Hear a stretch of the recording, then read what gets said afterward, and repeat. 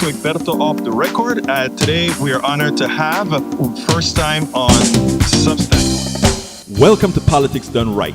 I am your host, Egberto Willies. This is a progressive program that will take the mystery out of politics.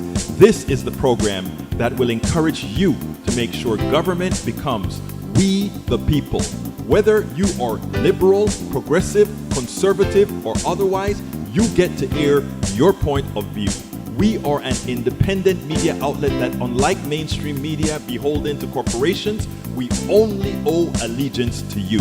Remember, you can also send me a tweet at EGBERTOWILLIES. That is at Egberto Willies. Let us engage. It is Politics Done Right.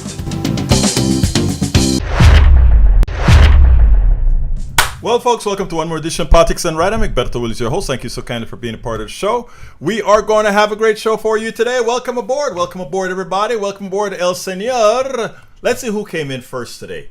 Hey, Patrick Magner from Houston, Texas was numero uno. From Houston, Texas, numero dos was El Señor Paul Fleming from Powder Springs, Georgia.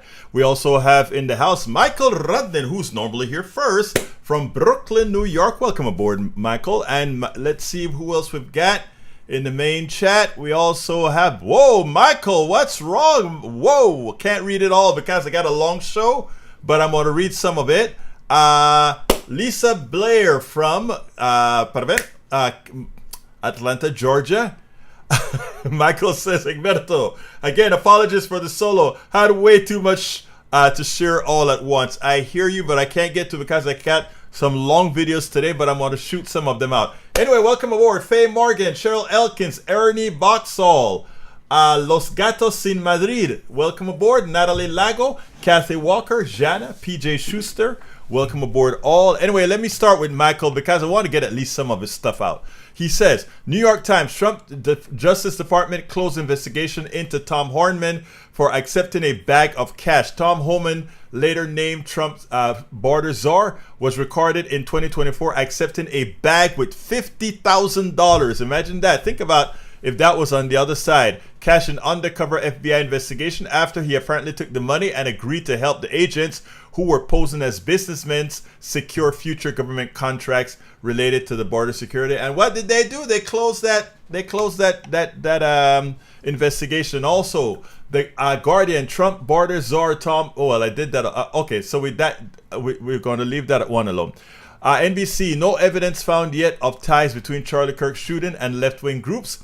3 people familiar with the federal probe into Kirk's assassination told NBC News that the investigation have yet to find a link and alleged shooter and left-wing groups. Unnamed federal investigators said thus far there is no evidence connecting the suspect in with any left-wing groups. Every indication so far is that this one guy who did one really bad thing because he found Kirk's ideology personally offensive. What did I talk about? People waking up and realize they were fooled, they've been had, and that's all it is. This guy grew up in a very conservative MAGA household. Do you think he just went ahead and some left-wing group got influence on him? No, he just realized he's been had, and what he did was absolutely wrong, but he'd been had, and that's what happens. The Guardian, U.S. Justice Department removes study finding far-right extremists commit far more violence. Yeah, I reported that last week. Since 1994, right extremists have committed far more ideologically motivated homicides than far left or radical Islamist extremists, including 227 events that took place on more than 520 lives.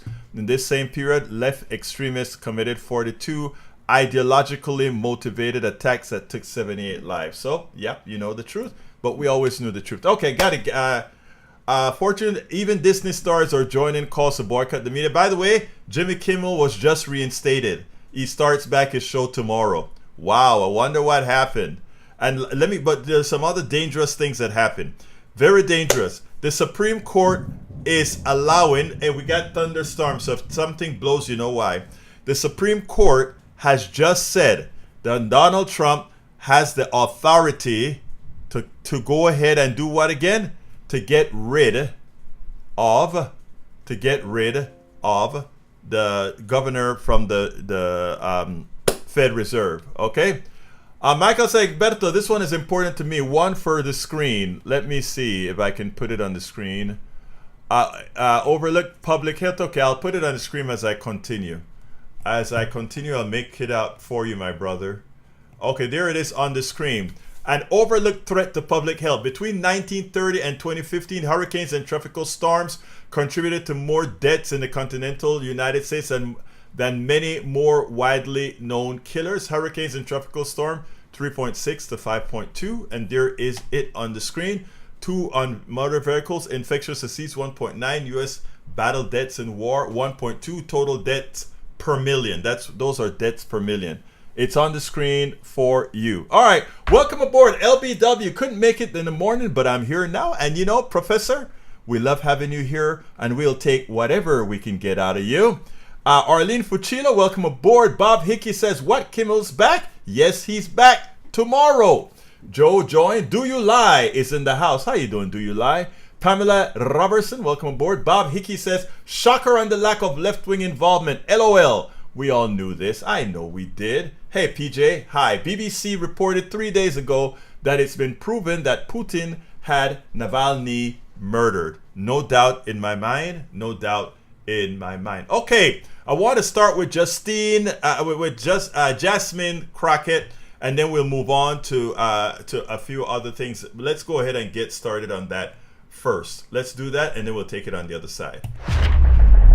Congresswoman Jasmine Crockett was defeated to become the Democratic Policy and Communications Committee chair. Big mistake. Jasmine Crockett pulled out of the U.S. House Oversight Committee because she lost support. Big mistake. Why am I saying this? Today, with her interview on CNN with Dana Bash, what she showed is how effective a communicator she is, and that it is very difficult to get a gotcha on her. That is the type of communication person the Democratic Party is yearning for. And that is the kind of person with respect to oversight that they need. Someone who understands exactly what the other side is doing incorrectly, but also know how to communicate that effectively tied to the law. I want you to listen to what Dana, first of all, she was interviewed by Dana Bash, and they spoke about Charlie Kirk and all the things that he's gone through. And of course, she comes out and she points out that nobody deserves what he got. But again, at the same time, he ain't no saint.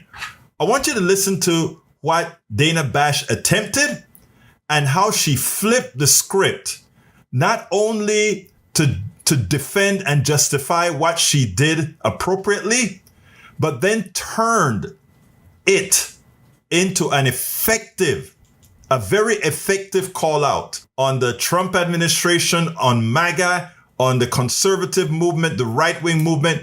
This was done perfectly and effectively. Check this out, and then we'll take it on the other side.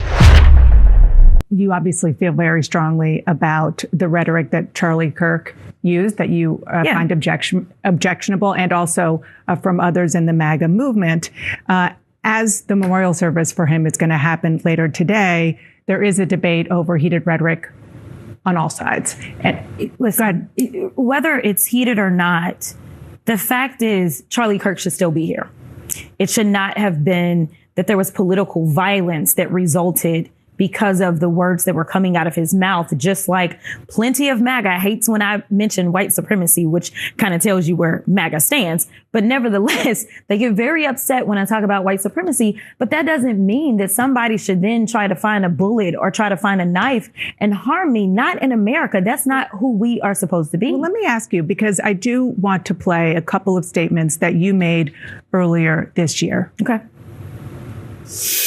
Unfortunately, we have someone that is occupying the White House. And as far as I'm concerned, he is an enemy to the United States. They want to show that they are loyal to this, I don't even know what to call him. I've called him so many things, but this wannabe Hitler for sure. And to be clear, the president has attacked, other people have attacked you in his orbit, maybe not him personally.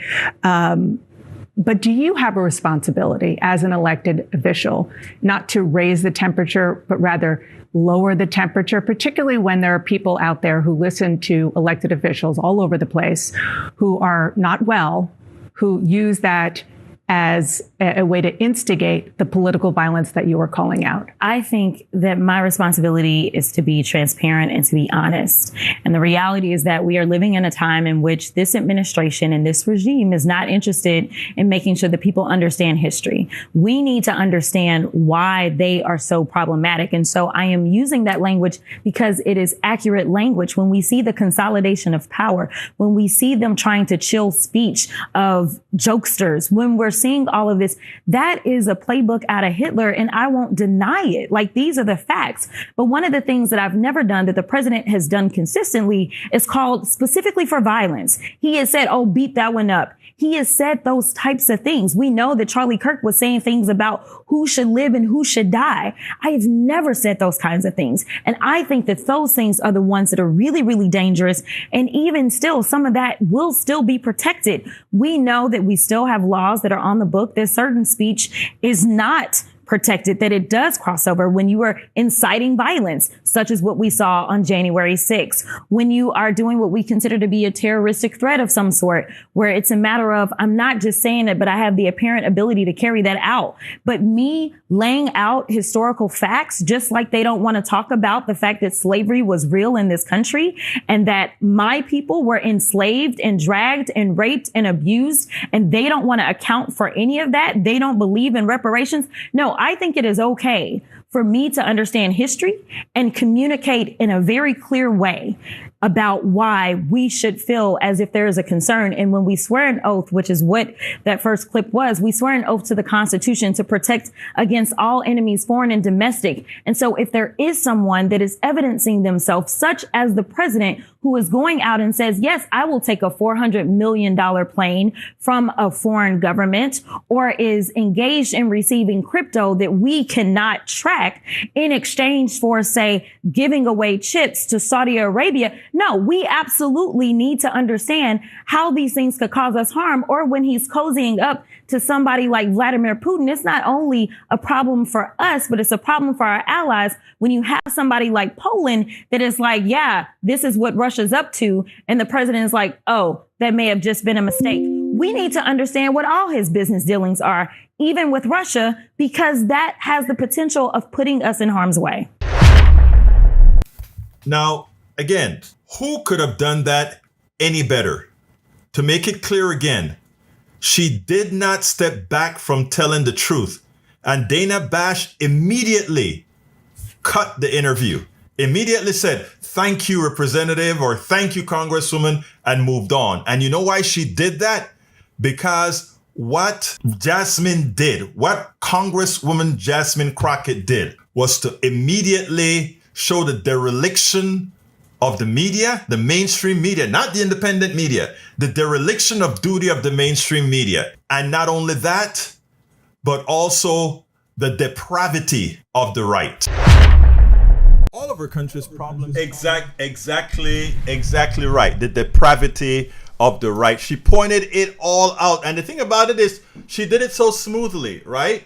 It is law. Well, she's a lawyer, of course, but it was textbook law. In other words, everything that I said, I used no inflammatory language.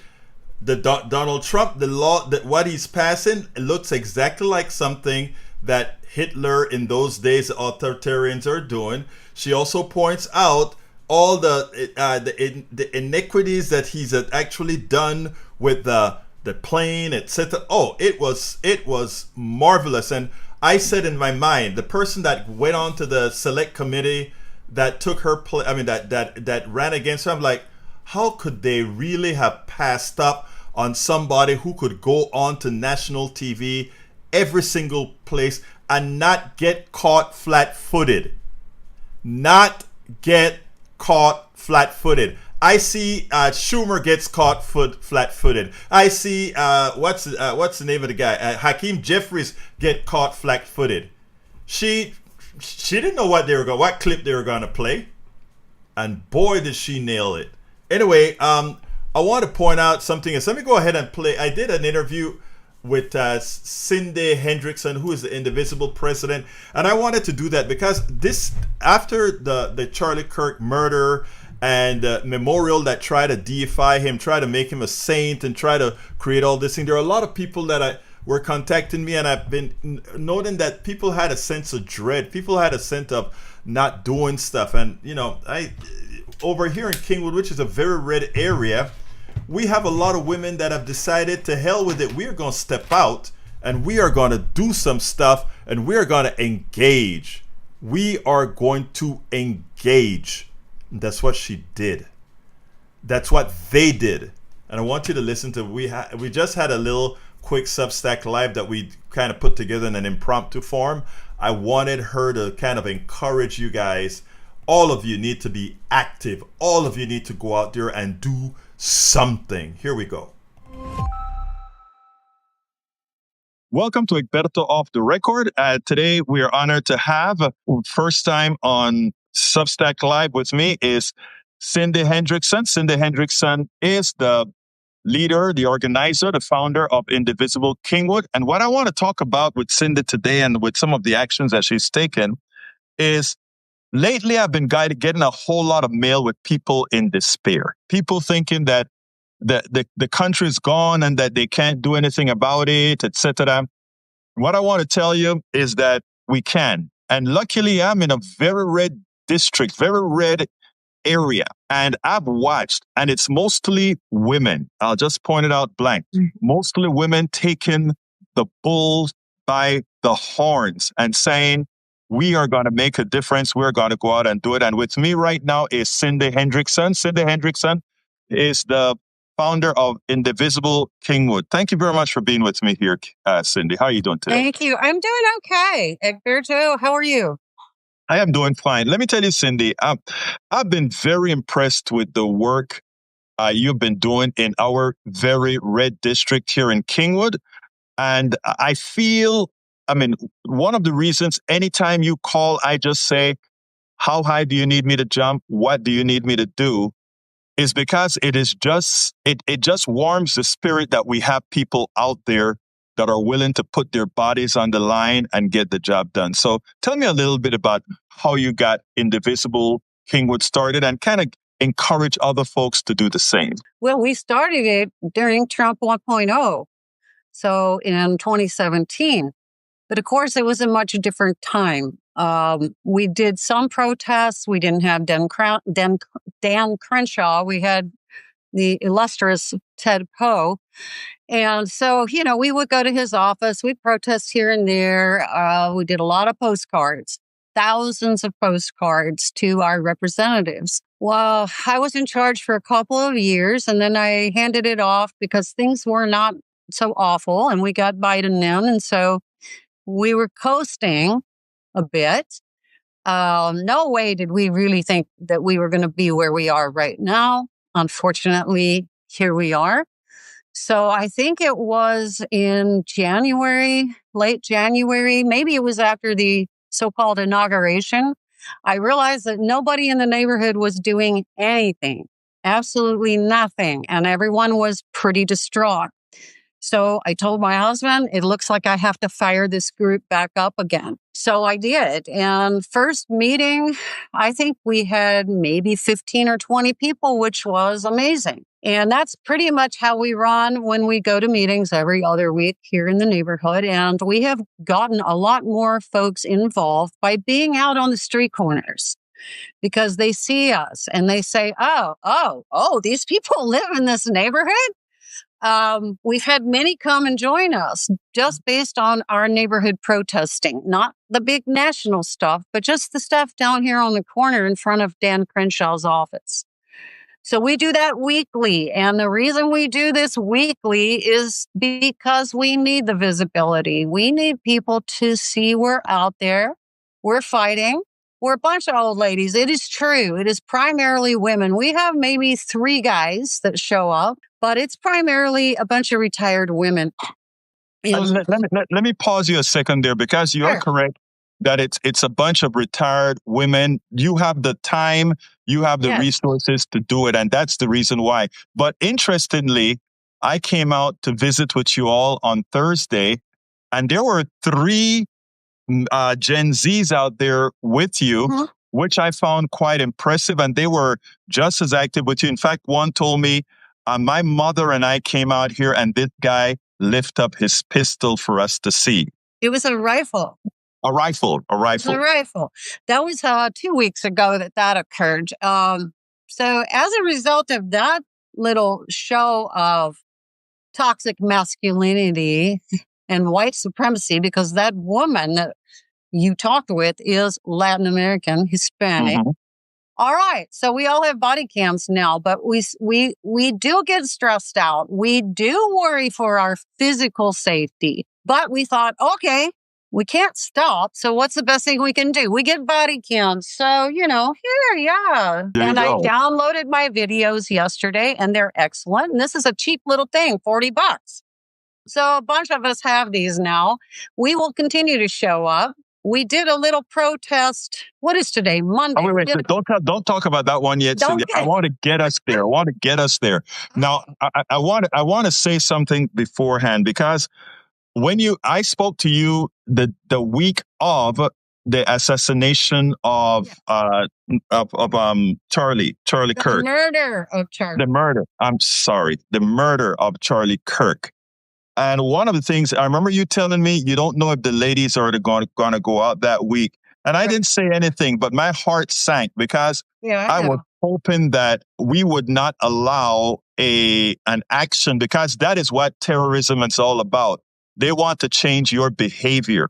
So I didn't want to come out and say, guys, you got, that would be, but I felt a little drop in the heart. And then on Thursday, or a little before Thursday, you told me, the women are going to be back out again. Oh, yeah. And I remember, right, I told Neil Aquino, who has another action like yours on the other side of town, I said, I'm definitely going out there today as a just to support and say to all of you all, thank you, because it is something that has to be continuous, and it is something you guys are doing. So I went out there and just thanked all the women, because it was like, you guys are the ones that are going to make, that are going to really make that change happen. So kudos to you all. Now, before we get on to what you did this weekend, Cindy, this is a town that we worked with a couple of professors, etc., back in the days on something called Occupy, when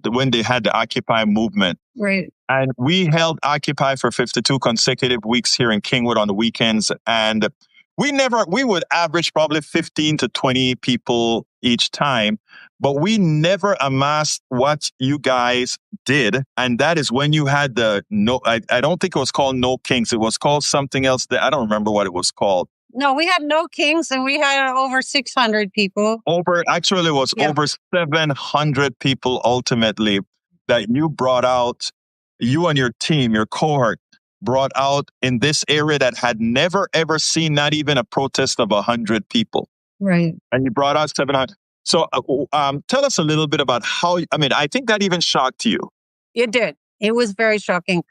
Well, we thought, okay, we're going to do this. I thought we'd maybe have 50 people. So I put it on Mobilize, and man, all of a sudden I have 200 people, and I'm thinking, we don't know how to handle that. That's too many people. So I cut off the signups at 200. So we showed up, and this, at 9 o'clock, 8:30 in the morning. We already had, 50, 75 people in the parking lot waiting for us. And we did luckily get law enforcement to take us seriously, that we knew we were going to have around 200 people. So it was outstanding that we ended up with hundreds of people, and everybody just kept pouring in. I don't know where they came from. Luckily, the No Kings group is very organized, and they have got a map. And so if you bring up the map and you click on the neighborhood where it's near you, you can find the protest. And so I think people did that and just drove over and joined in. And I thought it was great. We did it again on Labor Day. We didn't have 600 people, but we certainly had close to 75, which is I counted over 75. Labor Day. That was Labor Day Monday. So it's good. And I noticed that the people driving by now, we get a lot less negative response and a lot more positive responses to our presence. The last video that I did with you all, which was Thursday, I pointed out that I was there probably 35, 40 minutes. For the 35 or 40 minutes that I spent over there, I saw one finger and dozens of horns. Yeah.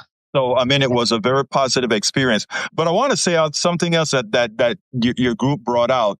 I remember as we walked on that, right after the No Kings, you did another one that brought out a little over 75 people. And what happened is you got a couple of Gen Zs. And I remember one specifically that I interviewed that told me, I was driving over to Starbucks. I saw you guys out there and I said, let me come out there and join you. So that is what, for the audience, that is what's infectious.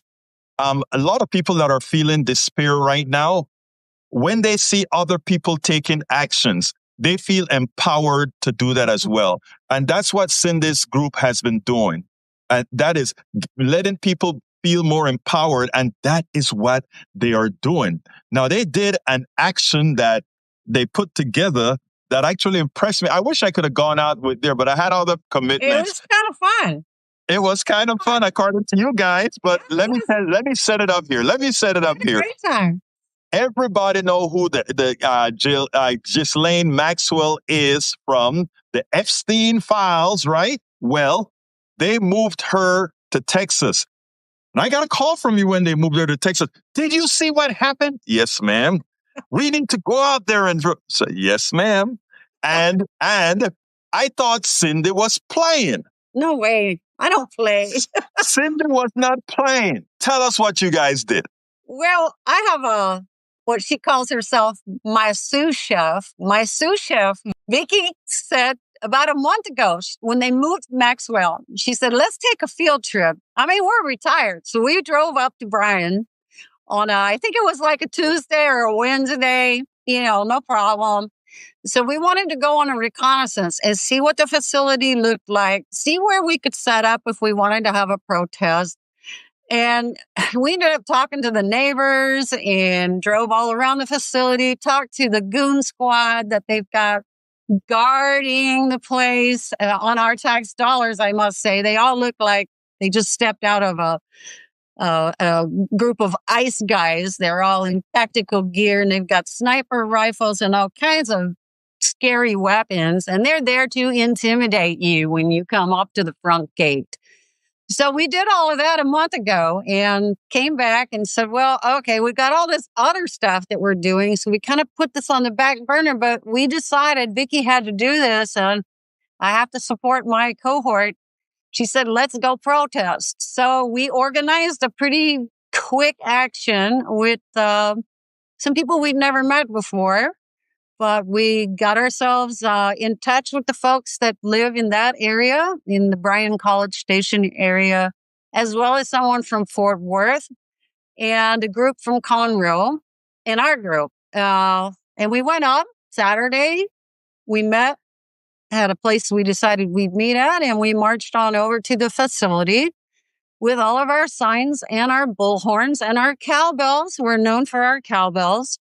And did a couple-hour protest. And the guards were horrible. They had to block the entrance because they thought for some reason that a crew of 25 people were going to rush the gates, Please. We did not. We stayed on the other side of the street and stayed on public property. So we did that for 2 hours. It was cool. We had a good time. We went back to our cars and I said to these folks that came up with us, I said, let me give you a tour of the backside of the facility where all the interesting stuff is. So let's go back and I'll drive you around the facility because this is where the scary stuff is. The front's pretty. We get in the car. We're driving up to the facility and there are over 100 people sitting outside at the picnic tables. We realized, it's Saturday. That's when they do visitations from family members. They had sequestered all of these people inside the prison until we left. And then they let them out to sit and visit at the picnic tables. So one person had left the facility during the protest and gave us the finger. And I thought, why are they flipping us off? Because everybody else was supportive. Well, we realized in hindsight that we had disturbed their Saturday visits by being there. So they put them in lockdown until we left. So I took that as a bonus, a secret bonus, that we made such good trouble. These people couldn't visit with their families, which I am sorry for. But you know what? You've got her in there with you, and this is what you should expect, because we don't want her in a quote unquote minimum security prison. Now that they have 12-foot fences with razor wire and black privacy screens around the facility, as well as these tactically armed goons, it is not a minimum security prison anymore. So, yeah, I thought it was very successful. Now, I don't know if you realize something that you told me. You told me that they had the place in lockdown, which means they probably are monitoring Mobilize and these other applications that are setting up organized actions at these places. So, I mean, that is if they could lock down that quickly and then lock back, and they probably also knew that it was only lasting 2 hours because you stated that in the Mobilize. So we let the Bryan people let the cops know that we were going to be out there. You know, we do try to inform law enforcement.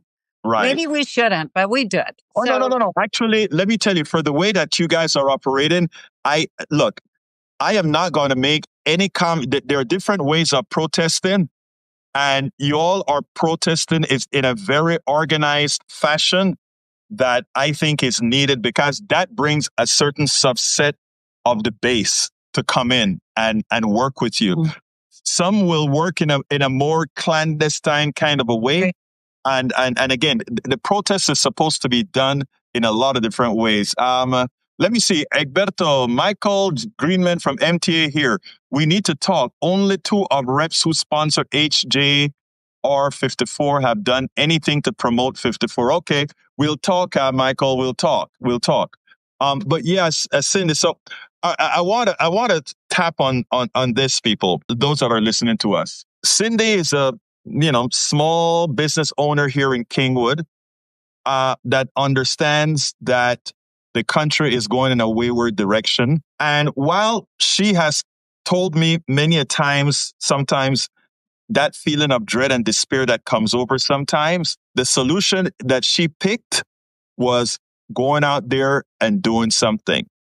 There are millions of Cindys throughout this country. Think about that. Millions of Cindys throughout this country. Think about what happens if every person, not only retired folk, because she has more flexibility to work and do this to do this sort of a stuff. But some of us have a flexibility of a day off in the week or that sort of stuff. We have many ways that we can get together to make this change in the country right now. I mean, I'm from Central America. I understand what these types of plights are. And I can tell you that a lot of people have never seen this in America.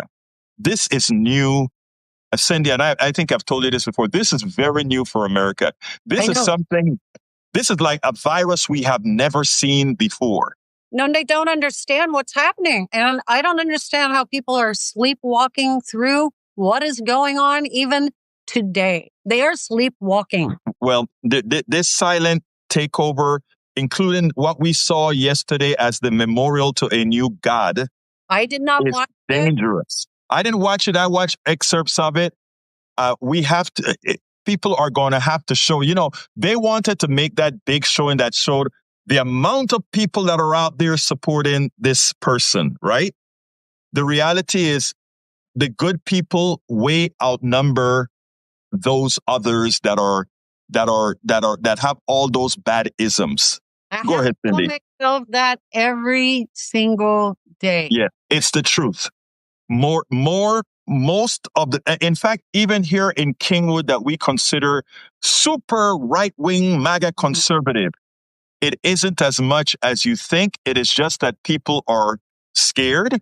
Yes. People, there's a lot of peer pressure, even among adults here.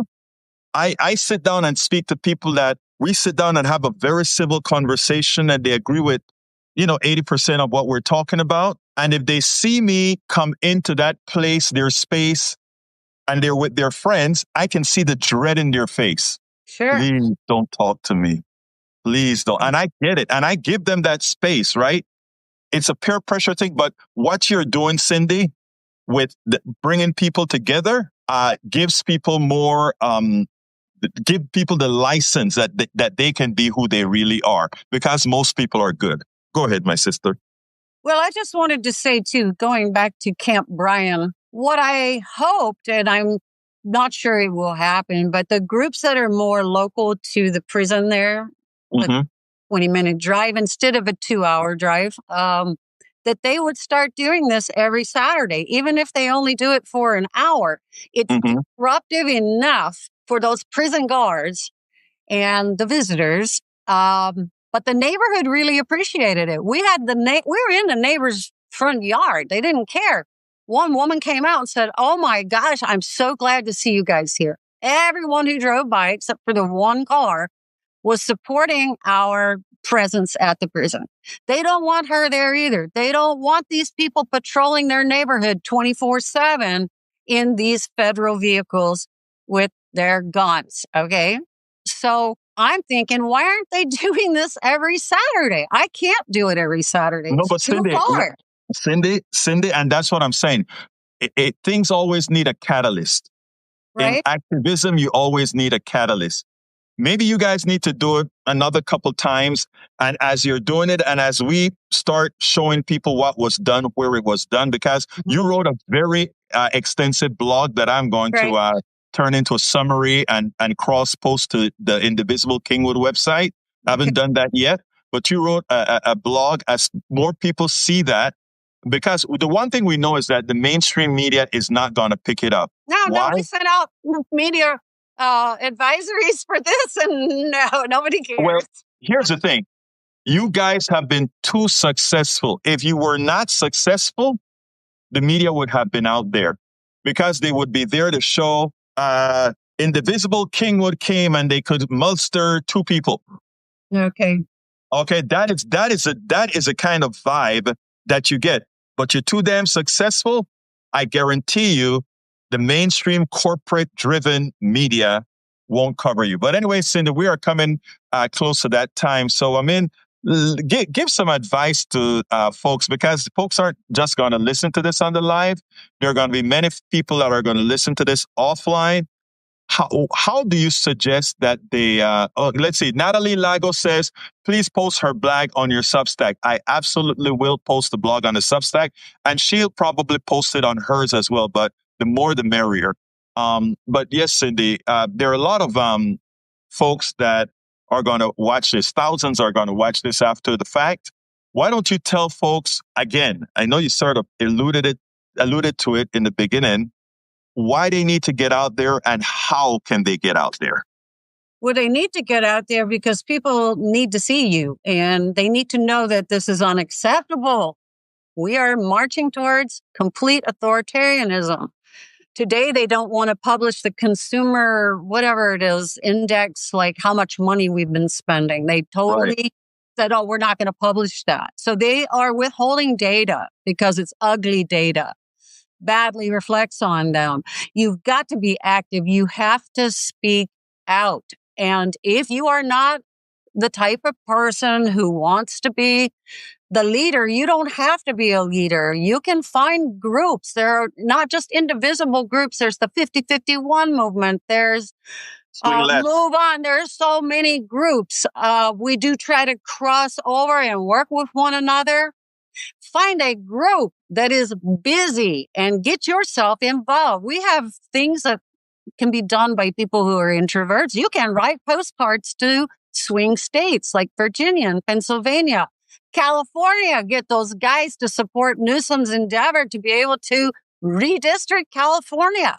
You can do that from the comfort and safety of your living room. If you are a loud person and you're an ex-school teacher like me, you can get out on the street with a megaphone and a cowbell, and you know how to organize human beings. And that's what we do as teachers. We organize humans. We teach them what they need to know so they can go out and organize themselves. So yeah, come and hang out with us. We'll teach you how to do it. And then you can take that away to your neighborhood. Well, look, Cindy, I want to thank you. But beforehand, I want to give folks a little bit of news to show the urgency of what you're doing. Just today alone, or this weekend alone, no longer can reporters go into the Pentagon and report the news. They have to be given permission for what, or this is the new rule. They have to be given permission on what they can report. What does that tell you? The government can do as it's pleased militarily. Right. Think about what that means. And we have, of course, Jimmy Kimmel is just a tip of the iceberg. Jimmy Kimmel was not the goal. No. The goal was to have all comedians and everybody fear what they say, because just maybe the administration will force your free press to behave, to not say things as they should. I want to say one thing about Go ahead, please. Pentagon mess with the press. They have gone out and blown up yet another Venezuelan vessel in the Gulf of Mexico. Hello. What is this all about? This is illegal. If the press isn't in and they're getting wind of any of this, what else are they going to do? Exactly. So, folks, again, we all have to engage. Yeah. I want to commend Cindy and her court with Indivisible Kingwood. And like Cindy said, there are a lot of other groups. There's Swing Left. There is MAD. There is Mothers Against Gun. I mean, there are a lot of things that you can participate in, but the most important thing is participate and engage. Cindy, thank you so kindly for spending some time with Egberto Off the Record. Thank you. All of our country's problems, from polarization to ignorance on domestic and international issues to a complete misunderstanding of our economic and healthcare systems, are a direct result of a derelict mainstream media. All right, folks, I hope you enjoyed that. E2247 says, Cindy's story is truly similar to how Jan Schakowsky, Illinois 9, and a historically significant progressive, got her start as a mom at a picnic table with 3 others in Evanston, Illinois, where now Bushra Aniwala is. Where now Bushra Aniwala is now running to succeed Jan in Sidney Yates' old seat. Excellent. Thank you for that bit of information. Also, I want to point out something that brother, what's his name, Paul Fleming, point out, and I want to put this on the screen. And Democrats need to be ready for this. Okay, here is the news from CNN, dated 10 hours ago. Rural health clinics are closing after Trump's one big beautiful bill raising the legislation's political risk. Exactly 2 months after President Trump signed his policy mega bill on July 4th, a Virginia healthcare company blamed the law for the closure of 3 rural clinics serving communities along the Blue Ridge Mountains. In other words, he just harmed his own people in where again? In Virginia, in rural Virginia, home of his MAGA base. In Virginia. Now they're without 3 rural clinics. I want every Democrat in Virginia to be in front of those clinics that are closing or have closed. That is where you should be. You have to show the people the material effects of this, whatever you want to call this president's results are. Because this is what we said was going to happen. And we are seeing it happen in real time. We're seeing it happen in real time. And it is time for Democrats to fight the fire with the fire. Go out there and point out. Get the news media with you. Whether independent or not, the corporate media is probably going to ignore you. But you can get independent media and bloggers and local newspapers to say, this is the result of Donald Trump's policies. And it's going to keep mounting up. In a month, these people who go and buy their health insurance on the exchange, they will see that 75% increase in those costs.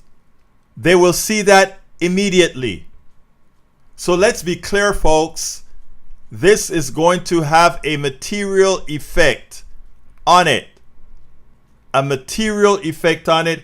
And everybody, and by the way, notice I said Democrats should be out there talking about these hospitals closing, right? But you know what? You can't depend on the party just doing this work. So here's the link that brother Fleming gave us. That is a CNN link that talks about the 3 rural hospitals. Make sure other people, make sure your friends know about it. Make sure your friends see it. Pass that along. I put it inside of the chat, and Paul Fleming put it inside of the chat in the other chat. This is how it is done. This is not going to be easy. This is how it is done. And folks, we've got to, and I can't urge this strong enough. So I put the link in there, but there's another story that tickled me.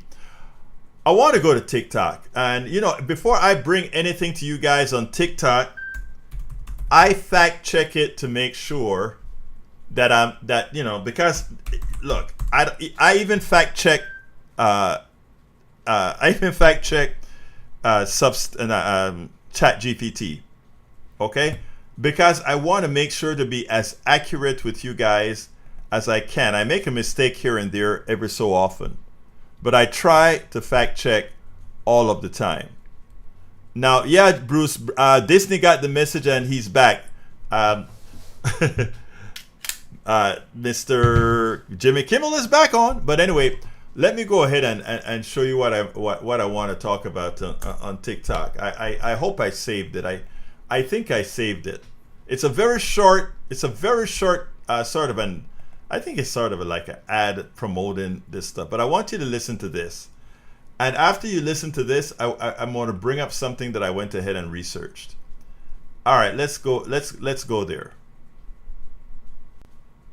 This is insane. Over 7,000 Chinese EVs just showed up in Brazil. But here's the twist. They didn't get unloaded. They drove off the ship themselves. Seriously. A few days ago, this giant ship pulled into Itajaí port. BYD's own ship, the Shenzhen. It's 200 meters long, 38 meters wide. Basically a 60-story building on water. But the real shock? It carried 7,292 electric cars, all made in China. Not parts, not containers. A full-blown EV army. Dock workers were like, this isn't shipping. This is a landing. And no cranes were used. The ship has ramps, front, back, both sides. It's called row, roll on, roll off. The cars just drive off in a line, about 100 cars per hour, like leaving a parking garage. So why go all out? Because BYD's Brazil factory isn't ready yet, and instead of waiting, they said, fine, we'll build ships and deliver cars ourselves. Other car companies use shipping firms. BYD, they built a fleet, and Shenzhen, that's just the start. More are coming. Changsha, Xi'an, 8 ships total, a full-on EV navy. This isn't just exporting cars, it's China saying, we don't just make cars, we control the road and the sea. Now here's the real question. If a BYD EV pulled up in your city, would you drive one? Comment below. Down.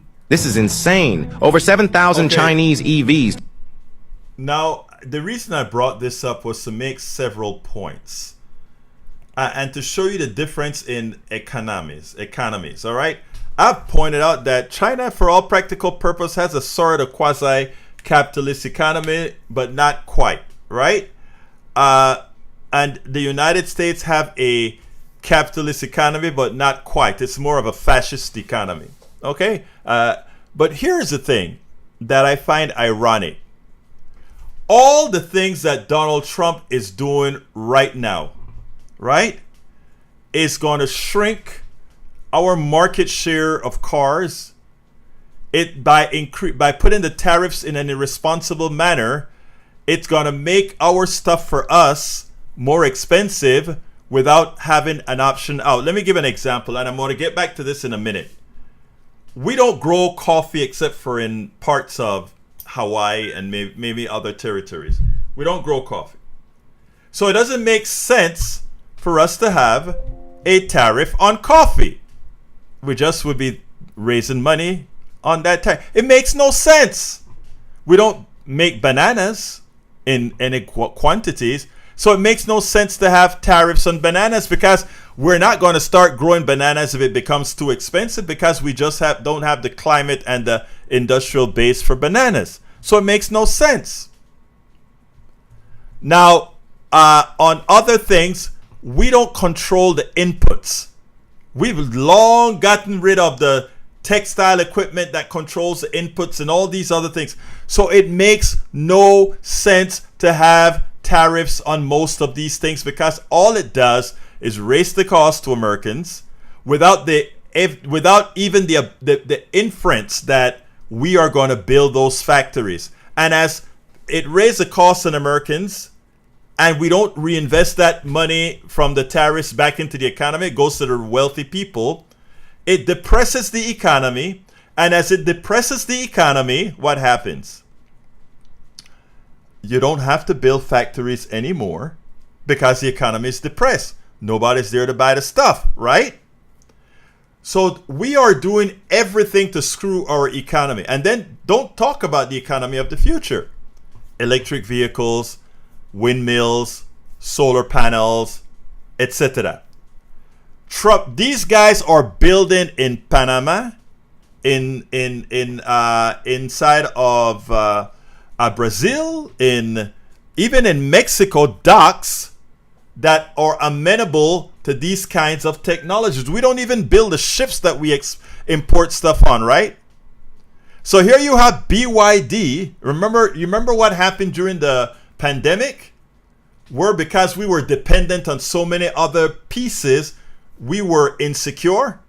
Well, look at the ingenuity of Chinese companies. BYD have its own fleet to move its own products, cars, electric cars around the world. So here these people are investing in electric cars, investing in batteries, investing in transporting these cars to the final market. And we are arguing about tariffs. And we are arguing about gender. And we are arguing about all these other silly things. As Donald Trump sells access to TikTok. As Donald Trump sells access to media. If one of the reasons I do this program, and I ask all of you guys to share it as well, of course, it's the hope that we can get people to start critically thinking. Now, look, there are some that are allergic to critical thinking. Critical thinking is like kryptonite to them, and I see a couple in the news in our main feed here. But that's not who we're trying to talk to. We're trying to talk to people who can actually go another level of indirection in their thinking. To be able to say, oh my God, Donald Trump is not just stalling our progress. He's actually pulling us backwards.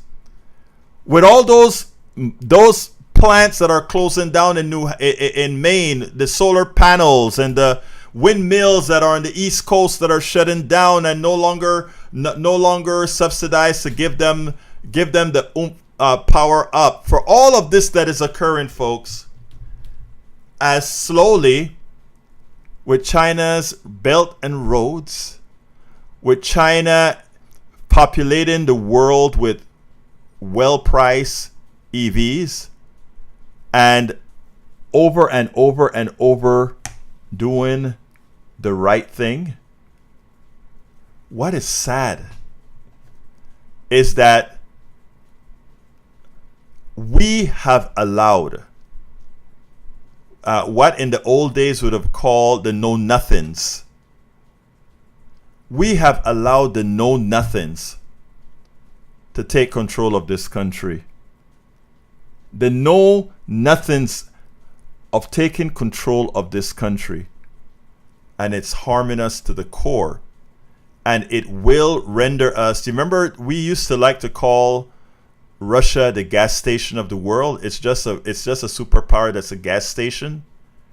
We're going to be just a superpower that's a military machine. If you want a war, hire us. We'll fight. We'll provide all the arms and all of that, but that's all we're going to be good for. And it's going to be raw arms as well. But good innovation, it's no longer going to be coming from here. Let me give another good example as to this. Right now, we are lacking in our educational system. Okay? So in order to move forward quickly in programming, quickly in all these things, yes, we have to develop these people in our own schools.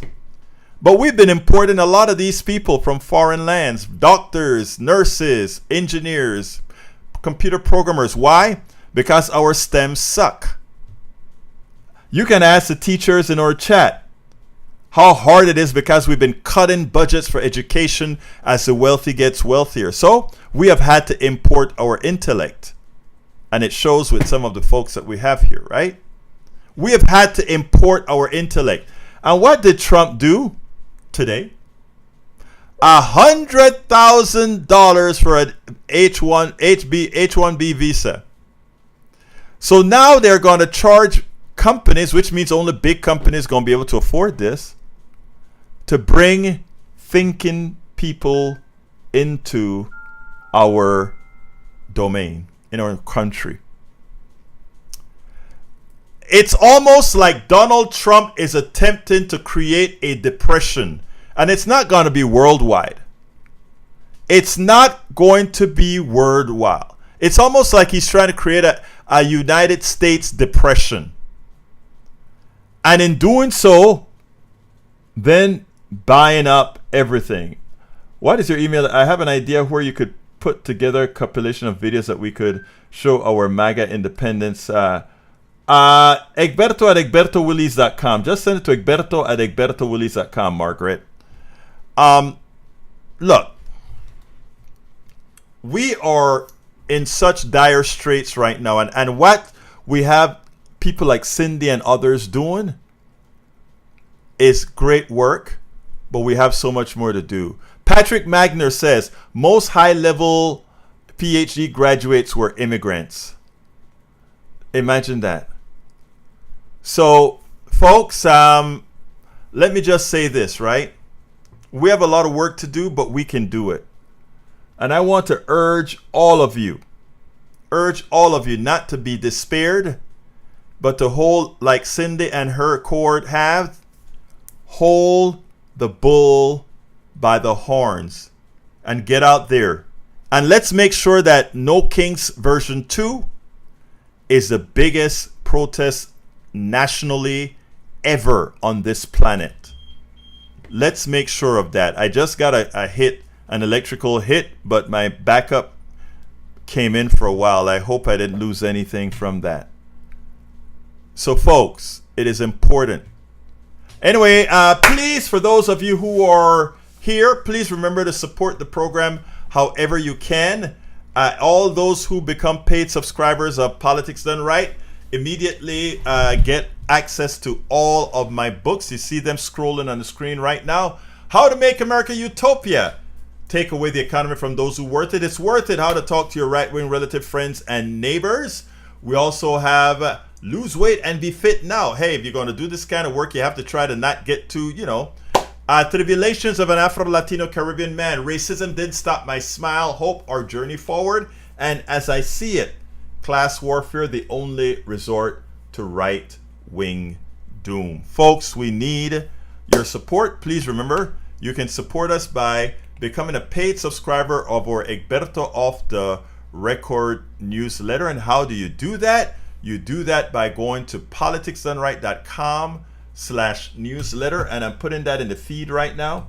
politicsdoneright.com/newsletter. Please become a paid subscriber. We have all those little benefits for you. Again, you read all of my books free of charge. And again, by becoming a paid subscriber, all of that, you can just click on it and read it. We cannot do this without you. It is you who are going to help us straighten this country out. It is you who are going to make sure we get what we need to get done. I want to thank you all for being here. Love you all.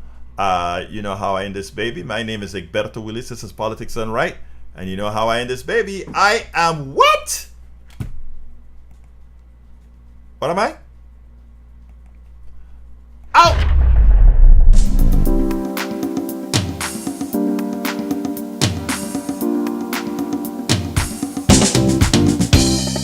Welcome to Politics Done Right. I am your host, Egberto Willies. This is a progressive program that will take the mystery out of politics. This is the program that will encourage you to make sure government becomes we the people. Whether you are liberal, progressive, conservative, or otherwise, you get to air your point of view. We are an independent media outlet that, unlike mainstream media beholden to corporations, we only owe allegiance to you. Remember, you can also send me a tweet at EGBERTOWILLIES. That is at Egberto Willies. Let us engage. It is politics done right.